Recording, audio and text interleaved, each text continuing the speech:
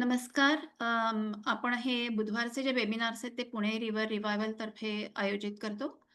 आपण जास्तीत जास्त लोकांपर्यंत पोहोचून नदी आणि नदी बाजूचं झाड-झाडोरा, तिथली जैवविविधता याबद्दल जास्तीत जास्त लोकांना माहिती मिळावी आणि नद्यांचे प्रश्न काय आहेत, त्याच्यावरची वेगळी काही उत्तरं काय आहेत आणि नद्या स्वच्छ असाव्यात, नैसर्गिक असाव्यात, प्रवाही असाव्यात आणि असे नद्यांचे हक्क आहेत. याबद्दल आपण जास्तीत जास्त लोकांपर्यंत पोहोचतो आणि जाणीव जागृती करतो. अ, आत्ता 28 तारखेला वर्ल्ड रिव्हर्स डे म्हणजे जागतिक नद्यांचा दिवस असा आहे. त्यानिमित्ताने आपण एक प्रश्नमंजुषा क्विज हे केलेलं आहे, आयोजित केलेलं आहे. अ, जागतिक नद्यांचा दिवस जरी रविवारी असला तरी आपला हा जो कार्यक्रम आहे प्रश्नमंजुषेचा तो शनिवारी आहे आणि विठ्ठल मंदिर जे आहे विठ्ठलवाडीला मुठा नदीकाठी तिथे हे आपलं क्विज होणार आहे आणि क्विज मास्टर म्हणून संग्राम खोपडे, आर.जे. संग्राम येणार आहे. सयाजी शिंदे पण येणार आहेत कार्यक्रमाला. आणि पारितोषिकं चांगली आहेत. तर 5,000 चं पहिलं, ₹3,000 चं दुसरं आणि ₹2,000 चं तिसरं असं पारितोषिक आहे. तर जास्तीत जास्त संख्येने सहभागी व्हा आणि सकाळी 9 ते 11 शनिवारी आहे. खूप लवकरही नाहीये. काही-काही स्टुडंट्स उठत नाहीत लवकर म्हणून. तर सगळ्यांनी या आणि अवश्य सहभागी व्हा. नुसतंच बक्षीस आहेत असं नाही, तर इथं आपल्याला नदीबद्दल पुष्कळ चांगली त्या क्विजच्या निमित्ताने माहिती मिळणार आहे.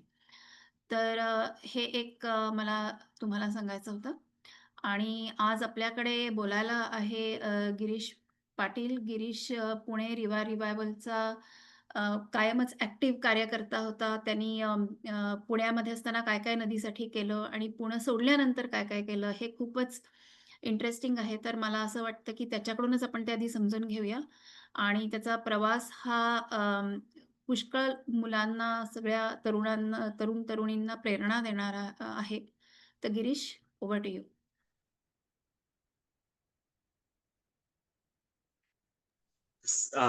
Thank you so much. पहिले तर खूप छान वाटतंय की म्हणजे पुण्यात असताना ही सगळी लोक यातली बरीच नावं प्रत्यक्षात भेटता यायचं आणि आपण सोबत बऱ्याच गोष्टी करत होतो. आता थोडं जळगाव राहत असल्यामुळे फार कमीच सहभाग होतो, पण स्टील माझा प्रयत्न असतो की पुण्यात जेव्हा आहे तेव्हा या सगळ्यात असावं. अ, मला एक 2-3 महत्त्वाच्या गोष्टी फक्त सांगायच्या आहे, ज्यासाठी मे बी म्हणजे आजची चर्चा असू शकेल. एक आहे माझी पर्सनल स्टोरी. ती अशी की साधारणपणे गिरणा नावाची नदी आहे, तापीची उपनदी. त्या काठी माझ्या मामाचं गाव आहे आणि माझ्या मामाची शेती त्या नदीच्या काठावर आहे. आणि गिरणा नदीची विशेषता अशी इंटरेस्टिंगली की तुम्ही जेव्हा नदीचा काठ हा इतका उंच आहे की नदी खूप खोल वाहते. त्यामुळे मोठे कडेलोट ज्याला म्हणतो ना, तसा भाग तयार होतो. आणि गिरणा नदी इनलिगल सँड मायनिंगने प्रचंड ग्रसित आहे. सो जेव्हा हे सँड मायनिंग सुरू झालं, त्या सँड मायनिंगमुळे त्यांच्या नदीला अनेक अडचणी आल्या आणि त्यातनं त्यांची जमीन धसायला लागली आणि माझ्या बेसिकली काही नातेवाईकांचे, मामा लोक यांची काहींच्या शेतीला बाधा निर्माण झाली आणि मग तिथून असं वाटलं की काहीतरी केलं पाहिजे. मी त्या दरम्यान साधारणपणे 10वी पास होऊन 11वीच्या आसपास होतो आणि मग एक छोटासा मोर्चा त्याच गावातल्या 5-6 शाळेतल्या मुलांना एकत्र करून आम्ही केला आणि गिरणा बचाव असं म्हटलो. आणि तेव्हा मग पहिल्यांदा मला 4 लोकांनी प्रश्न विचारले की ठीक आहे की तू म्हणतो नदीतली रेती नका काढू, मग तू घर बांधशील तेव्हा रेती नाही वापरणार का? आणि मग जी लोक आज रेतीमुळे जीवन जगत आहेत, ₹300 रोज मिळतो रेतीचं काम केलं की, शेतात गेले की ₹100 रोज मिळतो, तर मग त्यांचं तू काय करणार? आणि माझ्याकडे त्याची खरंच उत्तरं नव्हती. ती उत्तरं शोधण्यासाठी मी डॉक्टर राजेंद्र सिंहांपर्यंत पोहोचलो, कारण माझ्या 8वीच्या पुस्तकात त्यांचा धडा होता. म्हटलं होतं की या माणसाला कोणीतरी वॉटरमॅन ऑफ इंडिया म्हणतं. तर मी त्यांना म्हणलो की मला सांगा की हे काय चाललंय. गंमत अशी की मग त्यांनी लिटरली राजस्थानला जिथं त्यांचं काम आहे त्यांनी बोलवून घेतलं आणि म्हणलं की जरा ये आणि समजून घे की नेमकं हे काय असतं, मग ठरव कसं काय करायचं. सो माझा त्यांच्याशी इंटरॅक्शनचा तो पॉइंट होता. आणि मी या सगळ्या दरम्यान आमचा जो ग्रुप होता, सुरुवातीला आम्ही त्याला Yogi youth organization for green India असं नाव दिलेलं आणि मग त्यातनं योगीची सुरुवात झाली. 5 जून 2020च्या आसपास पर्यावरण दिवस कोरोनाच्या दरम्यान आम्ही याला सुरुवात केली. त्याच्या आधी 1.5-2 महिने आम्ही खूप लोकांशी ज्यांना ओळखतो त्यांच्याशी चर्चा करायचो. हे असं का असतं? हे असं का असतं? असं का असतं? आणि त्यामुळे काहीतरी पर्यावरणासाठी करायचं एवढं फक्त होतं. आणि मग नदीचा प्रश्न फार पर्सनली टच झाला असल्यामुळे नदीच्या विषयी काही करावं इतकंच होतं. काय करायचं, कसं करायचं याबाबतला फार काही आयडिया नव्हती.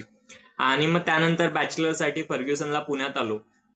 पुण्यात आल्यानंतर बऱ्यापैकी इकॉलॉजिकल सोसायटीमध्येही मी म्हणजे माझ्या थर्ड इयरलाच असताना मी इकॉलॉजिकल सोसायटीचा कोर्सही पूर्ण करत होतो. त्याच वेळी मग जीवित नदी आहे, आणखी ज्या चळवळी आहे ह्या मला मी यांच्या कार्यक्रमांना जायला लागलो. आणि मग असं कळायला लागलं की हे काहीतरी म्हणजे खूप मोठे मोठे प्रश्न आहेत ज्यांवर कोणी लक्ष देत नाहीये आणि काहीतरी केलं पाहिजे. सो हा विचार मनात होता. काय केलं पाहिजे क्लिअर नव्हतं. त्या दरम्यान जलबिरादरीचं अधिवेशन हे सांगलीला भरलं होतं आणि विनोद बोधनकर सर आणि नरेंद्र चुग या दोघांसोबत मी त्या अधिवेशनात गेलो आणि 3 दिवसाची ती चर्चा होती. राष्ट्रीय स्तरावरची जलबिरादरीचे सगळे पदाधिकारी आलेत आणि त्यांचं म्हणणं असं होतं की काय करता येईल, पुढचे 50 वर्ष आपण संस्था म्हणून काय भूमिका असल्या पाहिजेत आपल्या देशातल्या नदी आणि पाण्याच्या प्रश्नांविषयी. आणि ती छान 3 दिवस चर्चा चालली. आणि शेवटच्या दिवशी मग मला 5 मिनिटं राजेंद्र सिंहजींनी दिली की म्हणजे तुला काय वाटतं ते तू बोल.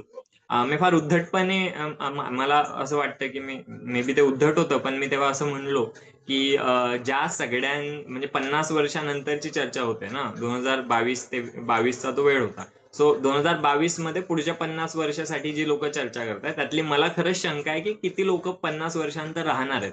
आणि त्यामुळे जेव्हा 50 वर्षानंतर त्यांना ज्यांना हे फेस करायचं आहे त्यांना आपण का इन्व्हॉल्व्ह करून घेत नाही, असा माझा प्रश्न त्या ठिकाणी होता. आणि त्या प्रश्नाचं उत्तर म्हणून जलबिरादरीमध्ये राष्ट्रीय युवा जलबिरादरी म्हणजे त्याचाच एक युथ विंग उभा राहिला आणि त्या युथ विंगचा पहिला नॅशनल कन्व्हेनर म्हणून मला जबाबदारी मिळाली. आणि मग त्यानंतर मी जवळपास 3-4 ते सलग 3 वर्ष देशभर जलबिरादरी करत असलेली कामं म्हणजे आता आपल्याला पुण्यातलं रिव्हरफ्रंट माहितीये पण असेच रिव्हरफ्रंट सुरतमध्ये चाललंय, असंच रिव्हरफ्रंट गंगेच्या किनाऱ्यावर खूप ठिकाणी चाललंय, नांदेडमध्ये गोदा काठाला चाललंय, नाशिकमध्ये कॉन्क्रिटायझेशन होतं ते देवांग जानी आणि राजेश पंडित सारख्या लोकांनी काढलं बरेच प्रयत्नांनी. तर हे समजून घेता आलं. कशा स्वरूपात ह्या संस्था काम करतात हे समजून घेता आलं. कशा स्वरूपात कामं उभी राहतात, लोकांचे रिलेशन्स कसे असतात नदीविषयीचे हे समजत होतं. पण या सगळ्या दरम्यान एक प्रश्न कायम असायचा की माझ्यासोबत जी माझी तरुण मित्रमंडळी आहे त्यांना यात इंटरेस्ट नाहीये का? त्यांना असं वाटत नाही का की नद्या वाचवल्या पाहिजेत आणि याच्यासाठी काहीतरी केलं पाहिजे असा प्रश्न यायचा. आणि मग जेव्हा चर्चा करायचो तेव्हा असं लक्षात आलं की असं काही नाहीये की वाटत नाही किंवा काय. मुद्दा इतकाच होता की त्या वाटण्याला रस्ता देण्यासाठी म्हणजे मला असं असं वाटतं पण मी काय करू, किंवा हे नेमकं काय असतं यासाठीच्या समज नव्हत्या. म्हणजे मला आठवतं फर्ग्युसन मधल्या फार इनिशियल कन्व्हर्सेशन्स मध्ये माझा एक मित्र म्हणायचा, अच्छा म्हणजे नदीसाठी काम करायचं म्हणजे नदी जोड करायचा का, 2 नद्या जोडायच्या म्हणजे नदी वाचेल वगैरे वगैरे. सो यातल्या बेसिक क्लॅरिटी फारच कमी होत्या आणि माझ्याही अर्थात त्या दरम्यानच्या प्रक्रियेमध्ये विकसित होत होत्या. त्यामुळे मला असं लक्षात आलं की यासाठी काहीतरी केलं पाहिजे. आणि मग त्या दरम्यान डॉक्टर सुमन पांडे आणि जलबिरादरीतली बरीच लोक नदी की पाठशाला जे ऑलरेडी राजस्थानमध्ये चालत होतं ते काहीतरी उभं करायचे अशी चर्चा सुरू होती. आणि मग आम्ही जरा पुढाकार घेतला. मी माझी मैत्रीण प्रणाली चिकटे म्हणून होती जी सायकलीवर पूर्ण महाराष्ट्र पर्यावरणाचा संदेश देत फिरली आहे. सध्या ती सायकलिंगच्याच विषयामध्ये सध्या केरळला काम करते. तर ती आणि आणखी 3-4 लोक होती ज्या सगळ्यांनी मिळून मग ठरवलं की नदी की पाठशाला ही सुरू झाली पाहिजे. मग सुमन पांडे सरांच्या लिडरशिपमध्ये आम्ही सगळ्या मुलांनी असं ठरवलं की आमच्या सगळ्या मित्रांना नदी कळली पाहिजे यासाठी काहीतरी करू. आणि ते नदी की पाठशाला मग आम्ही कॉलेज ऑफ ऍग्रिकल्चरला जे वॉटरशेड पार्क आहे जे वनराईने मोहनधारी अण्णांच्या स्मृतीमध्ये उभं केलेलं, अजूनही ते आहे. ऍक्च्युली फार वाईट परिस्थितीत आहे पण ऍटलिस्ट काहीतरी आहे जे समजावून दाखवायला एक जागा आहे, फार लोकांना माहित नाही.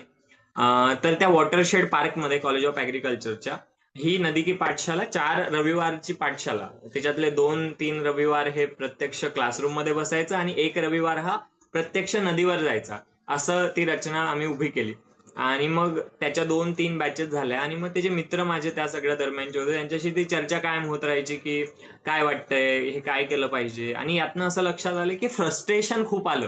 म्हणजे हे किती भयंकर आहे, नदीचे काय काय प्रश्न आहेत आणि आपला देश म्हणून एकाच वेळी देशभरात किंवा जगभरात पाण्याविषयीची संकट काय उभी राहतात याची जाणीव जागृती या नदी की पाठशालाच्या प्रोसेसमध्ये खूप सुंदर झाली. अगदी नदीच्या उगमापासून आम्ही एक दिवस फील्डला जायचो. रस्त्याने येते बऱ्याच गोष्टी अनुभवायचो की नदीमध्ये रायपेरन झोन असते काय, स्पंज सारखं काम करते म्हणजे नेमकं काय, नदीतले खडकं काय असतात, नदीतली वळणं कशी असतात, लोकसहभागातनं ते काम कसं होतं, लोकसहभागातनं झालेल्या कामांची उदाहरणांसाठी थेट तशी लोक म्हणजे मानव लोकचे अनिकेत लोहिया कधीतरी यायचे, कधीतरी पाणीपंचायतच्या कल्पना ते साळुंखे यायच्यात आणि ते त्यांच्या स्टोरी शेअर करायच्यात. गुरुदास नुलकर असायचे जे त्याची सायंटिफिक मांडणी करायचे.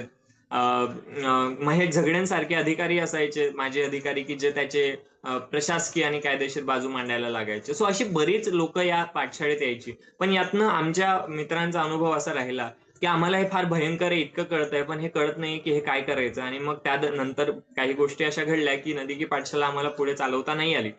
पण तेव्हापासून ते डोक्यात सातत्याने होतं की याला ऍक्शन मध्ये जोवर आणत नाही तोवर याच्या चर्चा करून फायदा नाही. आणि हे एकट्याने करायचं काम नाही हेही लक्षात आलं. म्हणजे हे खूप मोठ्या प्रमाणात याची स्केल हवी तर हे काम खरं तर होऊ शकतं. आणि तिसरं असंही लक्षात आलं या सगळ्या दरम्यानच्या देशभरच्या प्रवासामध्ये, म्हणजे मी अगदी गुवाहाटी पासून तर कन्याकुमारी वर लडाख सर्व या दरम्यान प्रवास करत होतो आणि एक लक्षात आलं की आज आपल्या देशातल्या तरुणांना नक्कीच या विषयांमध्ये काहीतरी करावंसं वाटतं. त्यासाठीच्या स्पेसेस त्यांना खरंच प्रोव्हाइड केल्या जात नाही. दुर्दैवाने ज्याही संस्था या स्वरूपात काम करतात त्या संस्थांमध्ये ऍज अ व्हॉलेंटियर त्यांनी काम करावं आणि म्हणजे ज्याला राजकारणामध्ये जशा चट्या उचलणारे लोक असतात तशा स्वरूपातली एंगेजमेंटच्या पलीकडे त्यांना स्पेसेस मिळत नाही असं माझं ऑब्झर्वेशन आलं. आणि मग त्यातनं असं की काहीही करावं तर ते त्यांच्या लिडरशिपमध्ये व्हावं. त्यांना एकदा आपण ओनरशिप द्यायला लागलो की मग ते जबाबदारी घेतात आणि गोष्टी चांगल्याने करतात. असं फक्त फिलॉसॉफीच्या लेवलला डोक्यात होतं की असं काहीतरी असलं पाहिजे. आणि मग यात काय करता येईल असा विचार सातत्याने सुरू होता. आणि त्याच दरम्यान आपला देश आझादी का अमृत महोत्सव साजरा करत होता. आझादी का अमृत महोत्सव मध्ये चला जाणूया नदीला नावाचे एक अभियान महाराष्ट्र शासनाने सुरू केलं आणि नद्यांचे स्टेटस रिपोर्ट बनवायचे लोकांशी चर्चा करून, असा त्यातला खरं तर मुद्दा होता. ते करायचे कसे यासाठी मग एक समिती बनली राज्याच्या स्तरावर प्रत्येक जिल्ह्याच्या स्तरावर. आणि जेव्हा पुणे जिल्ह्याची समिती बनली तेव्हा पवना नदीसाठी मी मुद्दाम मागून घेतलं की या नदीसाठीची जी समिती बनली, कारण जलबिरादरीचे बरेच मोठे सिनियर लोक त्यात इन्व्हॉल्व्ह होते, की पवना नदीसाठीची जी जबाबदारी आहे ती मला द्यावी. माझ्यासोबत प्रदीप वाल्लेकर म्हणून तिथले रोटरी क्लबचे वाल्लेकरवाडीचे चेअरमन आहेत, तेही खूप आधीपासून या सगळ्या कामात आहेत, तर त्यांचं नाव होतं. आणि मग हे पवना का तर नदी की पाठशालाच्या वेळी जेव्हा मी फील्डवर जायचो तेव्हा मी पवना नदीच्या उगमाला जायचो. पवना नदी ही मायक्रोकॉझम आहे उपखंडातल्या, म्हणजे पेनिन्सुला रिव्हर बेसिन्सला असलेल्या इश्यूजचा. म्हणजे उगम देवराईमध्ये 10 किलोमीटरवर धरण आहे जे की रिहॅबिलिटेशन लॉ 1976 बनण्याच्या आधी तयार झालेलं आहे, त्यामुळे rehabilitation is a still issue. Then it flows through the rural settlements, almost 25 ते 30 गावं आणि एकूण 55 गावं त्या रिव्हर बेसिन मधली ती त्यावर अवलंबून आहेत. त्यानंतर ती नदी शहरात प्रवेश करते आणि पिंपरी चिंचवडचं पूर्ण शहर पवना नदीच्या पाण्यावर अवलंबून आहे. आणि पवना नदीचं हे पाणी हे बाय फ्लो दररोज रावेत पर्यंत येतं आणि रावेत पंपिंग हाऊस पासून लिफ्ट केलं जातं. या दरम्यान काही इंडस्ट्रीज आहेत ज्या पोल्युशन करतात. उर्से सारखी मोठी MIDC आहे. ऍग्रिकल्चर पॅटर्न्स मधले चेंजेस आहेत. एकेकाळी फुलांच्या शेतीसाठी प्रसिद्ध असलेला मावळचा भाग हा जेव्हा प्लास्टिकची फुलं तयार व्हायला लागली 2009-10ला, अचानक तो व्यवसाय खूप जोराने खाली बसला. त्यानंतर त्यांनी नर्सरीमध्ये प्रगती केली. याच दरम्यान पुणे मुंबई हायवे उभा राहिला आणि मग पुणे मुंबई हायवेमुळे जमिनीच्या भावांचं अर्थकारण बदललं. आणि जमिनीच्या भावांच्या अर्थकारणानं गुंठा मंत्रीची जी संकल्पना आहे, मुळशी पॅटर्न म्हणजे आपण सगळ्यांनी पाहिला, तो प्रकार तिथं वाढायला लागला. त्यानंतर हे सगळं होत असताना जी बंद पाईपलाईन पुणे PCMCने पिंपरी चिंचवड महानगरपालिकेने पवना धरणात आणावी यासाठीचा प्रस्ताव उभा राहिला. त्यामध्ये शेतकऱ्यांनी प्रचंड विरोध केला. इतका विरोध केला की 3 लोकांना गोळी लागून मृत्यू देखील झालाय 2012-13 साली. सो असं एक खूप मायक्रोकॉझम नंतर शहरात प्रवेश करते, शहरात संगमाला मिळते. 80 किलोमीटरच्या आसपास रेंज आहे. सो एक अशी नदी की जी इतर सगळ्या नद्यांचे जे प्रश्न आहेत ते एका ठिकाणी मिळू शकतील. At the same time there are so many good case studies of it. लेमिनॉन सोल्युशन्स आणि रोटरी क्लब ऑफ वाल्लेकरवाडीने ज्या किवळेच्या नाल्यावर सॉरी तिथल्या एका नाल्यावर जे काम केलेलं देहूकडनं येणाऱ्या आणि त्याचं बायो रिमेडिएशन करून नॅचरल ट्रीटमेंट करून रूट झोन ट्रीटमेंटने ते पाणी नदीत सोडलं जात होतं आणि ते कळतही नाही की सिरियसली काय होतंय. नरेंद्रभाई व्यवसायाने तसे कन्स्ट्रक्शन मध्ये आहेत, नरेंद्र चूक जलबिरादरीचे, पण त्यांनी जे कन्स्ट्रक्शन केलेली एक 250 फ्लॅट्सची हाऊसिंग सोसायटी होती, तिथं ते झिरो एनर्जी यूज करून, पर्वतारा म्हणून आहे रावेतमध्येच, ते total zero water discharge policy राबवून ते सगळं सिवेजचं पाणी म्हणजे कर्दळी, अळू अशा भाज्या आणि मग काय काय लावून त्यातनं प्रोसेस करून ते पाणी रियूज करतात फ्लश साठी. सो असे बरेच प्रयोगही होते. गहुंजे स्टेडियमचा मुद्दा होता, तो मी विसरलो. सो असं काय काय होतं आणि म्हणून मग या नदीची यात्रा करायची, पायी पायी जायचं, संगमापासून सुरू केलं, उगमापर्यंत पायी गेलो. 30 लोकांना निवडलं होतं. फर्ग्युसन मध्ये 32 डिपार्टमेंट आहेत, इंटरसेक्शनॅलिटी काहीतरी असते हे शिकवत होतो, म्हणून मग 30 लोकांना निवडलं, वेगवेगळ्या डिपार्टमेंटचे 30 लोक. पायी चालायला लागलो. या प्रत्येक गावामध्ये जाऊन लोकांशी चर्चा केली, काही गावांमध्ये सरकारी अधिकाऱ्यांना बोलवलं, काही गावांमध्ये नदीच्या तज्ज्ञांना बोलवलं. शैलजाताई मला आठवतं मोर्या गोसावीच्या घाटावर आमच्याशी बोलायला आलेल्या. आणि मग रस्त्यात पुढे राजेंद्र सिंह सुद्धा एक ठिकाणी जॉईन झालेले. धरणावर गेलो, धरणग्रस्तांचे प्रश्न समजून घेतले. आर्ट आणि कल्चरचा सहभाग असावा म्हणून नर्मदेवर लकीर के इस तरफ नावाची डॉक्युमेंटरी शिल्पा बल्लाळांनी तयार केलेली, तिचं प्रेझेंटेशन आणि त्यानंतर त्या डॉक्युमेंटरीवर मोकळी चर्चा स्वतः डायरेक्टर सोबत, असे काही प्रयोग केले. यातनं फर्ग्युसन मध्ये जेव्हा ही मुलं परत आली तेव्हा ही प्रचंड अस्वस्थता होती, पण आता त्यांना कळत होतं की याचे परिणाम समाजावर कसे होतात, काय करता येईल. आणि त्यातनं त्यांनी काहीतरी करत राहावं म्हणून फर्ग्युसन रिव्हर क्लब उभं केलं. फर्ग्युसन रिव्हर क्लब आज 3 वर्ष झाले. एज्युकेट, युनाइट अँड कन्झर्व अशा 3 प्रिन्सिपल या मुलांनी स्वतः उभे केली आहेत आणि त्या आधारे गेल्या 3 वर्षापासून ते वर्षभर जवळपास 100-150 मुलांची एंगेजमेंट नदी आणि नदीविषयीच्या कामासाठी आता करतात. सुदैवाने या वर्षापासून न्यू एज्युकेशन पॉलिसी अंतर्गत या रिव्हर क्लबच्या सर्व उपक्रमांना अकॅडमिक क्रेडिट देण्याची पद्धत सुरू झाली आहे आणि त्यामुळे मुलं नदीसाठी करत असलेल्या कामाला त्यांच्या मार्कशीटवर देखील महत्व मिळालंय या वर्षापासून. गेल्या वर्षीच गोखले मध्ये असा रिव्हर क्लब सुरू झालं. यातले जे बेसिक प्रिन्सिपल आहे, मी जे म्हणत होतो की याच्यामध्ये खूप जास्त रूट कॉजचा विचार आहे की हे हृदयापर्यंत जावं, डोक्यापर्यंत राहू नये. दुसरं असं की जे करावं ते त्या तरुणांनी ठरवून करावं, त्यामुळे त्यातलं डिक्टेटरशिप नसावी की कोणतरी सांगतंय आणि मग कोणतरी करतंय, त्याची जाणीव असेल तर या गोष्टी होतात. आणि गेल्या 3 वर्षे त्यांनी अनेक प्रयोग केलेत. मला एक प्रयोग यातला सांगायचा आहे, नदी संसद नावाचा.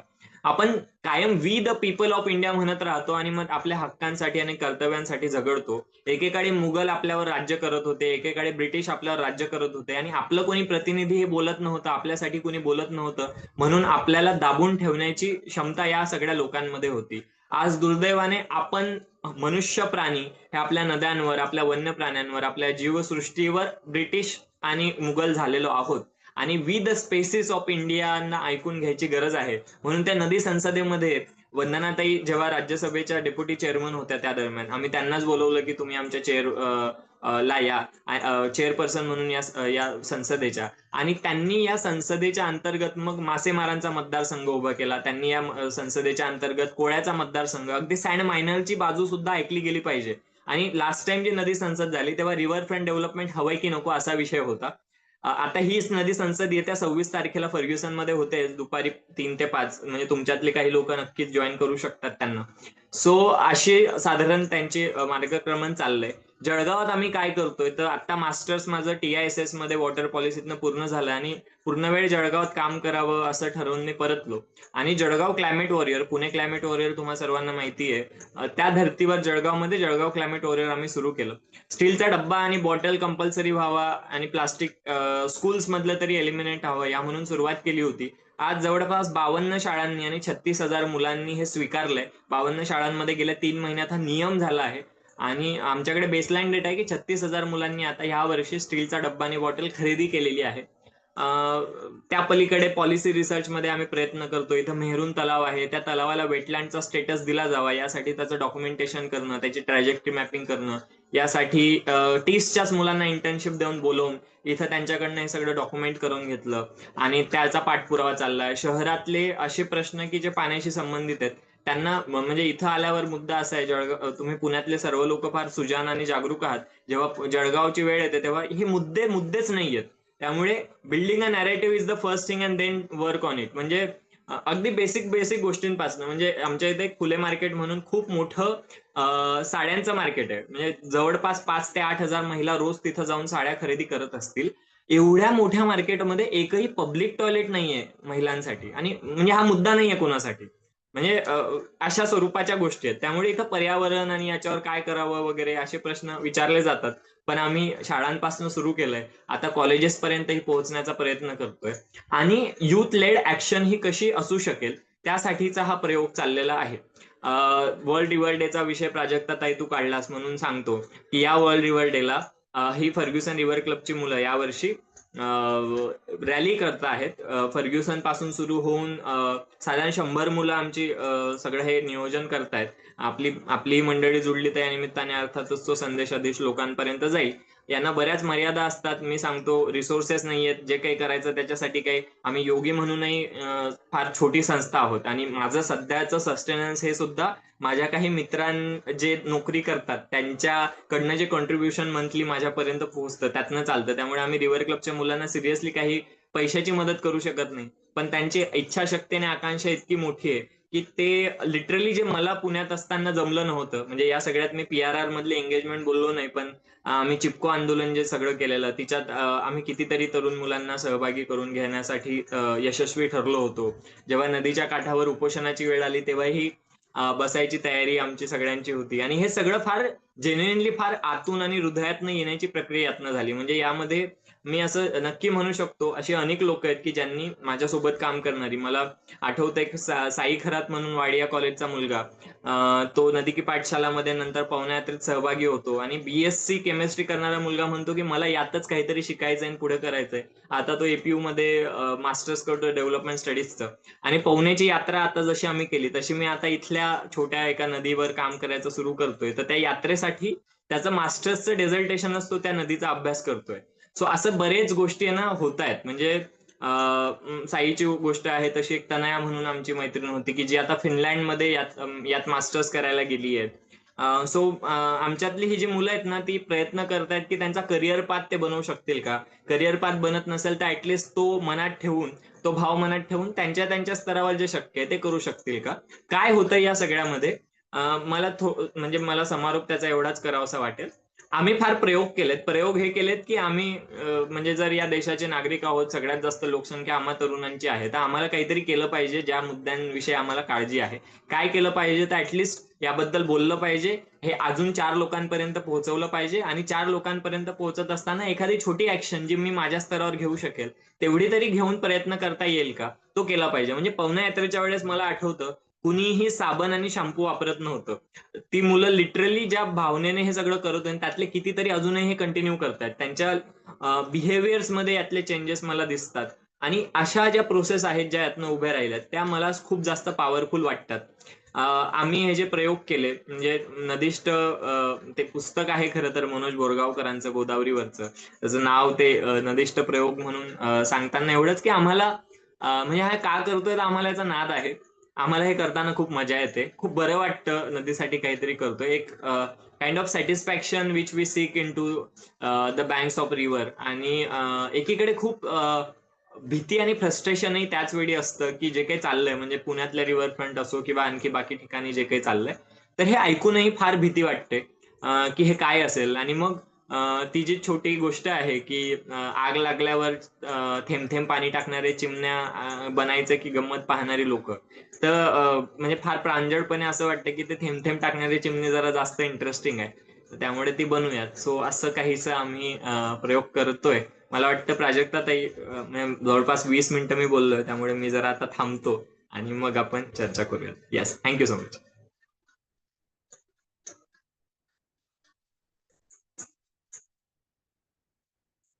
तू म्यूट आहेस ताई. हो. बरं झालं सांगितलंस.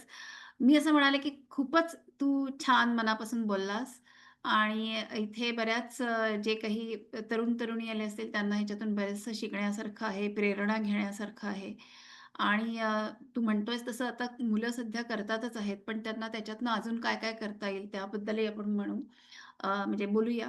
कोणाला प्रश्न असतील तर एकतर चॅटमध्ये विचारू शकता किंवा तुम्ही स्वतःला अनम्यूटही करू शकता. आपण अनम्यूटची फॅसिलिटी ठेवलेली आहे.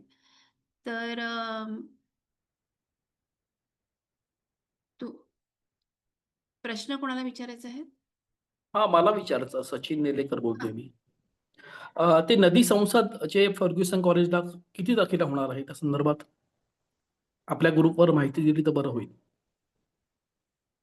येस येस, ग्रुपवर मी शेअर करतो त्याविषयी. आता त्यांच्या तयाऱ्या आता सुरू झाल्यात. यावर्षी बरं त्यांनी विषय काय ठरवायचे, त्यांचे पक्ष बनतायत, सध्या पार्टीचे लीडर बनणं सुरू आहे. बरं बरं. त्यामुळे 26 तारखेला 3 ते 5 होणार आहे किमयामध्ये, मोकळ्या किमया कुठे किमया हे म्हणजे फर्ग्युसन मध्येच? फर्ग्युसन कॉलेजच्या मेन बिल्डिंग पासून जवळ किमया नावाची एक जागा आहे. बरं. अच्छा, अच्छा. आणि खूप छान बोललात तुम्ही. या हृदयाचे त्या हृदयी असं म्हणजे मनापासून अगदी या विषयावर तुम्ही बोललात. त्यामुळे खूप छान वाटलं ऐकायला मला. Thank you. Yes. Thank you very much.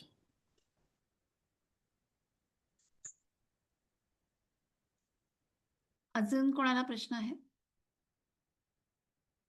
Sai शाळेतल्या खरंच पण इथे आहे आणि साईचा उल्लेख झाला होता. तर मला असं वाटतं, की आपण त्याला त्याच्याकडनं जरा ऐकू कारण की तो नेहमीच अ, मदत करत असतो.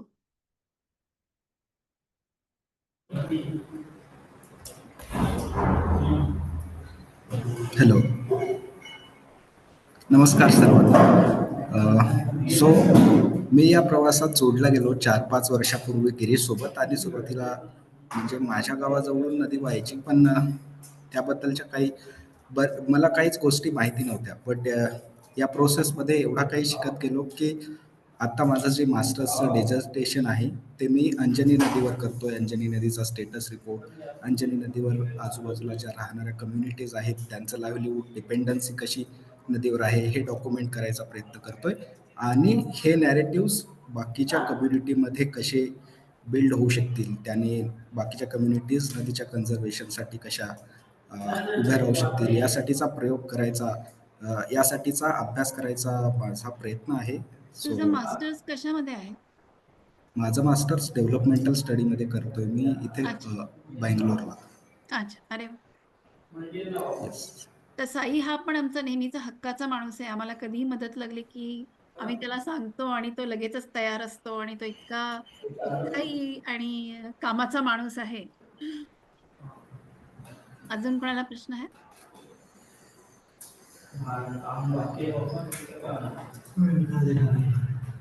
मला एक पुढचे प्रश्न येईपर्यंत मी एक प्रश्न विचारते, की बऱ्याच वेळेला असं होतं, की मुलं उत्साहाने काम करत आहेत आणि आम्हाला काही-काही वेळेला आम्ही म्हणत असतो, की आम्हाला व्हॉलंटिअर पाहिजे.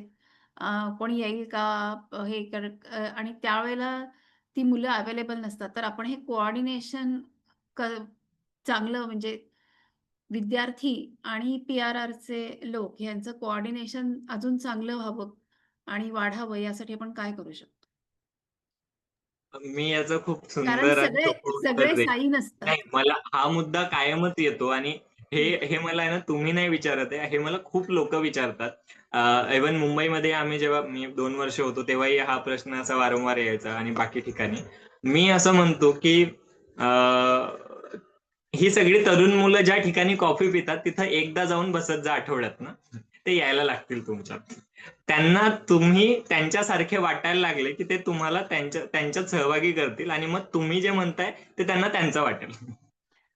काय बेसिकली गोष्ट हीच होते. म्हणजे हे मी पी-आर-आर बाबत बोलत नाही, कारण पी-आर-आर मध्ये बरीच लोक, माझेच सगळे मित्र, श्लोक आहे, तारा आहे, मी या सगळ्यांना पाहत राहतो की ते फार ऍक्टिव्हली लीड करतायत खूप साऱ्या बरोबर. गोष्टी. हं. हा, त्यामुळे हा आपला प्रश्न नाही, पण जनरलाइज स्टेटमेंट मला असं करावं असं वाटेल की आपल्याला जेव्हा व्हॉलंटियर्सची गरज आहे त्याच वेळी आपलं कम्युनिकेशन होतं या सगळ्या लोकांसोबत, आणि मग बाकी दुनियेत ते आपल्यासाठी नाहीयेत, तर मग तसं नाही चालणार. म्हणजे मग ती ती डील आहे की तुम्ही equal participation in our things, we will participate equally in your things, ते असं सगळं होतं. त्यामुळे मला हा अनुभव एकच राहिला आहे की आता आता हे रिव्हर क्लबची मुलं जे काम करतात, म्हणजे 3 वर्ष झाले मी पुण्यात नाहीये आणि पुण्यामध्ये हे खूप चांगल्याने सुरू आहे, तर यात काही माझं काहीच योगदान नाहीये. फक्त मी हे बघत राहतो की याला जे लीड करणारी लोक आहेत, म्हणजे अर्थात ती थोडं आम्ही योगीकडे थोडा तो अधिकार ठेवलाय की दरवर्षी कोण लोक हे लीड करतील, कारण त्यासाठी थोडंसं इथिक्स हवे, थोडीशी सिस्टीम हवी, तो प्रोटोकॉल हवा म्हणून तेवढं. पण ही त्यातनंच आलेली मुलं असतात, त्यांच्यासोबत सातत्याने बोलत राहणं आणि त्यांना ऐकत राहणं, हा एक फॉर्म्युला फक्त मला खूप जास्त हेल्प केलेला आहे. कारण ते होत नाही म्हणून तो डिस्कनेक्टमेंट आहे. कनेक्ट कसं होणार? तर आजच्या पिढीची भाषा ही कॉफी प्यायला एकत्र बसण्यापासून तर सोबत गाण्यांची जॅमिंग करण्यापर्यंत आहे. सो तुम्ही रिव्हर क्लबच्या एखाद्या कार्यक्रमाला याल तर कदाचित तुम्हाला असं वाटेल की रिव्हर क्लबचा कार्यक्रम आहे आणि हे गाणे काय गात बसलेत, पण आमचे हे रस्ते आहेत ज्यातनं आम्ही आम्हाला कनेक्ट करतो. सो ते आहे. बरोबर आहे. छान सांगितलं. इथे आता एक कमेंट आहे भारीच म्हणून. अ, हो ना. प्राजक्ताताई राजश्री बोलतेय. बोला. आणि गिरीशला ते गमक जे असतं संघटनेचं, की बियॉन्ड पर्पज विथ पीपल, ते त्याला खूप छान सापडलेलं आहे. कारण लोकांच्या आवडीचं लोकांना दिलं, की लोकं आपल्या आवडीचं ऐकायला येतात किंवा साथ आणि प्रतिसाद मिळायला लागतो. पण तेच त्याच्यासारखे ते खूपच कंटिन्यूअस एफर्ट्स त्यांनी घेतलेले आहेत आणि छान म्हणजे प्रत्यक्ष फील्डवरती उतरून लोकांना घेऊन म्हणजे त्या वयोगटाला घेऊन त्यांनी जो काही प्रयत्न केला, त्याची पण एक डॉक्युमेंटरी झाली असेल तर माहीत नाही. पण ती व्हायला हरकत नाही असं वाटलं ते ऐकताना. आणि असं मॉड्यूल आणि असे मॉडेल्स असं बनवता आलं, तर मग त्याचे रेप्लिका व्हायला थोडीशी मदत होते. नाहीतर मग ते काय तुझं आहे तुझं सारखं एक संघटना त्याचं एक त्यांचा एक प्रोग्राम, तर दुसऱ्या एखाद्या समविचारी संस्थेला किंवा गटाला तो प्रोग्राम उचलून धरता येईल का किंवा उचलावासा वाटला, तर तिथे ती मदत मिळणं, तो गाईडन्स वगैरे असं सगळं व्हायला थोडासा म्हणजे तसाही काही विचार करता आला तर समथिंग लाइक दॅट वे. म्हणजे आता आम्ही शाळेत पालक महासंघ म्हणून काम करतो. आता आजी माझी पालक सुद्धा असो किंवा विद्यार्थ्यांशी पर्यावरण हा विषय घेऊन सुद्धा काही ऍक्टिव्हली कामं वेगवेगळी होतात. तर मग तिथे 9वी-10वीच्या विद्यार्थ्यांसाठी म्हणून काही असा टॉक शो करता येईल का वगैरे असं. आणि मुलांना त्यांच्या मोठ्या दादांशी बोलणं किंवा ऐकणं हे खूप आवडतं. म्हणजे काहीतरी असं भारी वाटतं त्यांना डॅशिंग. तर तेच अजून वरचा वयोगट गेला की त्यांना ते लेक्चरबाजी वाटते असं. तर मग आपल्याच वयातल्या पुढच्यांनी काहीतरी आपल्याला ते येऊन आपल्याला काहीतरी सांगतायत, की जे आजूबाजूला घडतंय. तर मग ते त्यांना कदाचित अजून आपलंसं वाटेल किंवा हां, आपण पण असा काहीतरी विचार करूयात, असं एक दिशादर्शन होणं. तर असंही काही गिरीशनी याच्यातनं वर्कआउट करावं असं वाटतंय. आणि मग प्रबोधिनीत पण आपण म्हणजे निगडी प्रबोधिनीत आपण असं बरचसं विद्यार्थ्यांना घेऊन आणि पालकांना घेऊन काही ना काहीतरी करण्याचा प्रयत्न करतोय. कामच इतकं मोठं आहे, की जो जे काही करेल म्हणजे कोणी सांगेल, की प्लास्टिक रिसायकलिंगला पाठवा. कोणी म्हणेल, की प्लास्टिकचा नळ बंद करा. पण हे सगळंच महत्वाचं आहे. म्हणजे 5ही आर महत्वाचे आहेत त्यातले. आणि मग प्रत्येकाने आपल्या आवडीचा आर घेऊन त्याच्यात काम करणं असं. पण त्या सगळ्या आरचं इंटरकनेक्शन झालं पाहिजे. अदरवाईज मग हरित कुंभ एकटाच होणार, मग जीवित नदी एकटीच होणार, मग ज्ञान प्रबोधिनी एकटीच राहणार असं. तर अशा सगळ्या समविचारी मंडळींनी कधी-कधी संस्थांचं रियुनियन होणं हे सुद्धा आजच्या घडीला खूप गरजेचं आहे. कारण मुळातच समविचारी माणसं अशी त्यांच्या घोळक्यामध्ये आहेतच, पण ती खूप कमी आहेत ॲज कंपेअर टू. तर त्यामुळे अशी समविचारी माणसांचे घोळके एकमेकांना जोडून राहणं आणि त्याचं एक मोठं वर्तुळ बनणं किंवा बनवणं हे आपण थोडंसं इनिशिएटिव्ह घेऊन केलं. म्हणजे काही जण आता काही गटांमधली मंडळी खूप तज्ञ आहेत ह्याच्यातली. म्हणजे कंटेंट लीडर आहेत, जीवित नदीमधली मंडळी किंवा काही. तर शाळा कॉलेजमधली मंडळी ही फील्डवरती काम करणारी काही मंडळी. तशी वेगवेगळ्यांची गरज असते. कोणी फ्रंटला, कोणी बॅक एंडला.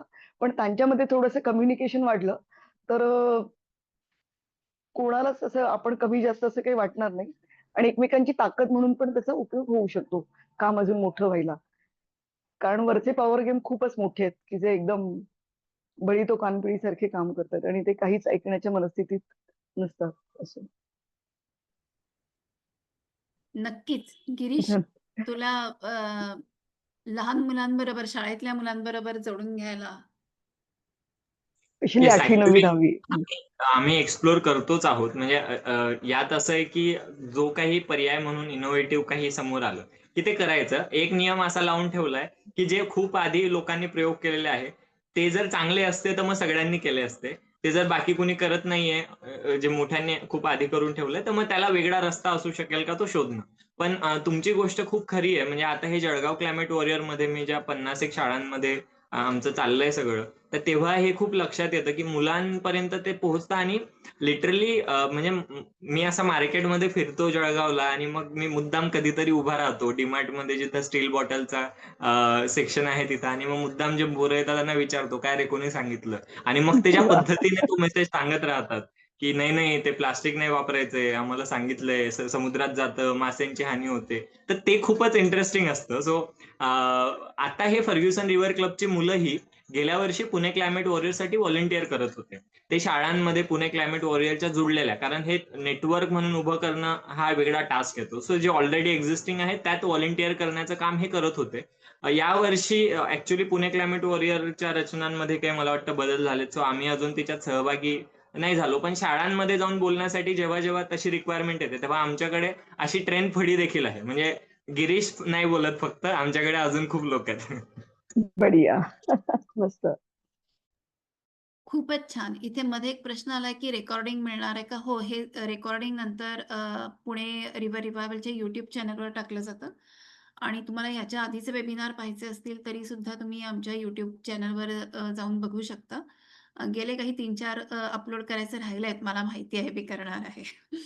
पण त्याच्या आधीचे सगळे वेबिनार्स तुम्ही अवश्य बघा, आणि हा सुद्धा आपल्या YouTube चॅनलवर टाकला जाईल. अ, इथे शैलेशनी म्हणले की you have excellent skill of subject delivery, very please to hear your 20 minutes. तर त्याच्यामुळे मला असं वाटतं की पी-आर-आरमध्ये बरेचसे जे लोक आहेत ते 50, 60, निदान 40 असे आहेत, आणि त्याच्यामुळे त्यांना जरा फ्रेश आउटलुक आणि फ्रेश चेहरा असं बघून बऱ्याच लोकांना एक वेगळं ऐकायला मिळालेलं आहे. मला फक्त एक थोडंसं उत्तर द्यायचं होतं. म्हणजे की जे तू रिव्हर क्लब आणि तुझ्या बरोबरच्या सहकारी तरुण मुलांपर्यंत पोहोचवशील, की जे बरेचसे मिडल एज किंवा त्याच्यानंतरचे लोक व्हॉलंटिअरिंग करतात. त्याचे बरेचसे लोक हे त्यांचं काहीतरी प्रोफेशन असतं ते. घरातली कामं म्हणजे मुलं-बाळं, म्हातारे आई-वडील, त्यांची आजारपणं, त्यांना डॉक्टरांकडे ने आणणं, असं सगळं करून नदीचं काम करत असतात. त्याच्यामुळं होतं असं, की जेव्हा कामाची गरज पडते तेव्हाच ते फक्त तुम्हाला कॉल करतात. त्यांना अजून एक तुमच्याबरोबर कंटिन्युअस डायलॉग करायला वेळ आणि तेवढी स्पेस असेल अशातला भाग नाहीये. तर मला असं वाटतं हे पण आपण कुठेतरी तरुणांकडे पोहोचवूया, की ते कामाच्या वेळेलाच कॉल करतात, कारण की त्यांच्याकडे कदाचित तेवढाच वेळ असतो. असं पण खूप लोकांचं आहे.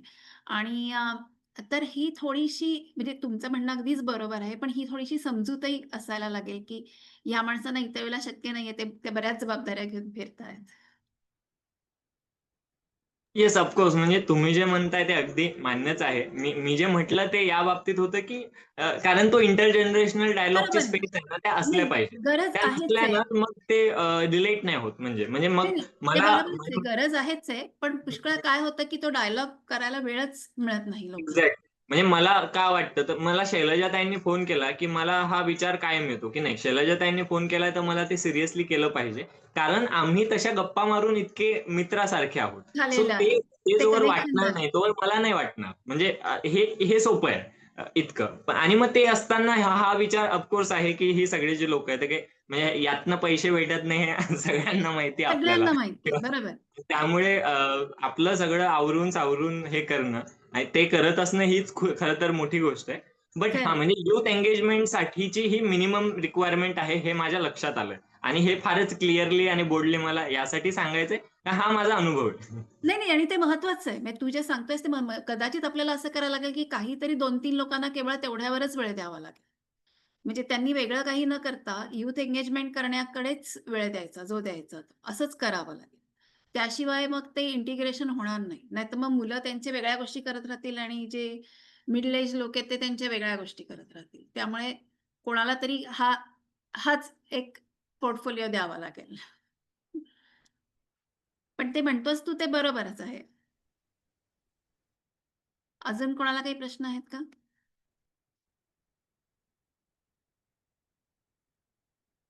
प्रश्न नसतील तर आपण थांबूया. आपलं बऱ्यापैकी वेळेमध्ये झालेलं आहे. गिरीश आपला अ, अ, म्हणजे आपल्याला सगळ्यांना बऱ्याच लोकांना माहितीच होता. पण त्याच्याकडनं आपण पुन्हा त्याचे अनुभव जे ऐकले त्याच्यामुळे आपल्याला नव्याने एक उत्साह अंगामध्ये शिरलेला आहे आणि पुण्याला आलास की नक्की भेटूया. मधल्या काळामध्ये शनिवारी आपलं जे क्विज आहे जे मी मगाशी सांगितलं, मुठेच्या काठी विठ्ठल मंदिर विठ्ठलवाडीला सकाळी 9 वाजता अवश्य या. त्याचे वेगळ्या-वेगळ्या ग्रुप्समध्ये पोस्टर टाकलेले आहेत, तर तिथे क्यूआर कोड स्कॅन करून त्याचा फॉर्म भरा. फॉर्म म्हणजे काही नाही, फक्त आपलं नाव, वय वगैरे असंच आहे.